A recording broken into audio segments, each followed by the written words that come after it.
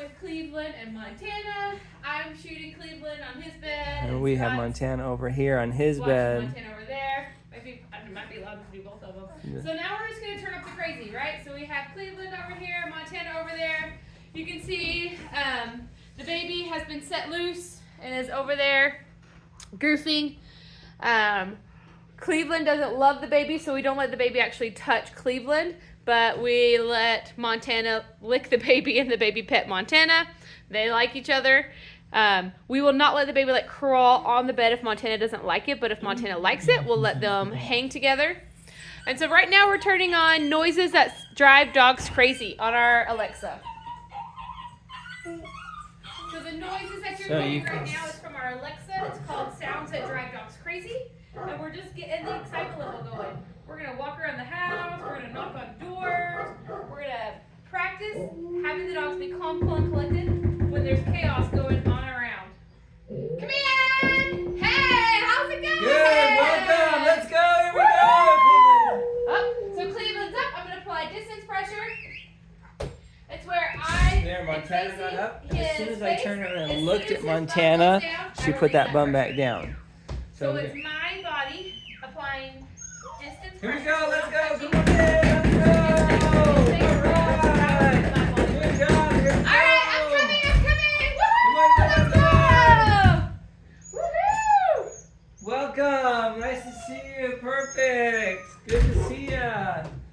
So you can see there Montana wanted to get up, but she stayed seated, which was super awesome. Okay, the first time she did get up, but as soon as I kind of gave her that look from across the room with that distance pressure, she put that bum back down in the first go around.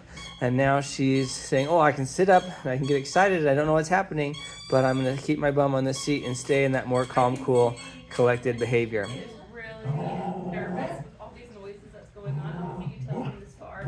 All right, here we go. Let's go. Welcome. Let's go. Come in now. Good. Bubbles and Gabby. He's very aware. Hi, Bubbles. Good boy. That's good. Come on, Gabby. So Montana got up. I get a little bit of distance pressure. Her bum's not quite down. Bubbles. And then I'm going to turn and go away. Bubbles. Gabby. Bubbles. There we go. So the other dogs are off. The other dogs are playing. Okay, Montana was not invited off, so she's still on that bed, which is good. Good girl. I'll eat my breakfast.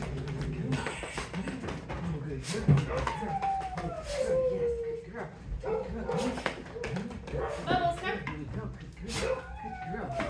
And Montana's doing so good. I'm just going to give her some good attention. Let her know how good she's doing. Okay, a little bit of that love and affection. And then we're going to come back to our chaos and our crazy. Okay, here we go. Oh, come in. Here it comes. Welcome. Come on in. Let's go.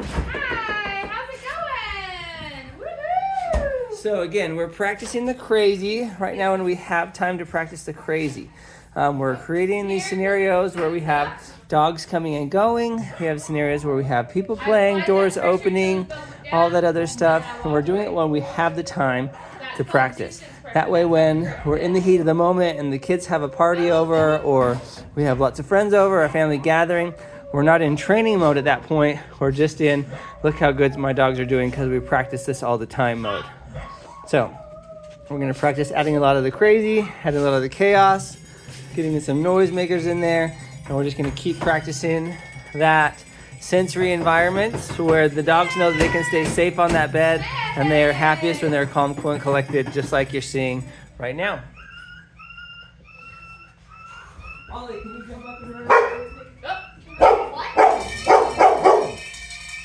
So right now you hear Montana, it's the noise on the echo is like a puppy yelping.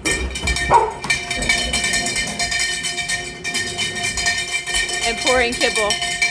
And so they just continue to make the noise until Montana's a little calm, cool, and collected. You can see he gets uneasy and puts his head down, but he's still smelling it. So he's still very aware. So he's nervous and he's doing a timid body language, but he's still sniffing it like, I'm nervous, but okay, I'm getting it. But he never got up. Like he got nervous, he kind of barked. And oh, here comes the vacuum. Oh, Montana thought about doing it for a second. She must not be a fan of the vacuum cleaner. Have you done the vacuum with them already? Montana doesn't like it. Oh, okay. Good boy. So there, Cleveland was nervous about me putting the vacuum under the bed. He was not nervous enough to get up. So I want to praise that. He's doing a good job.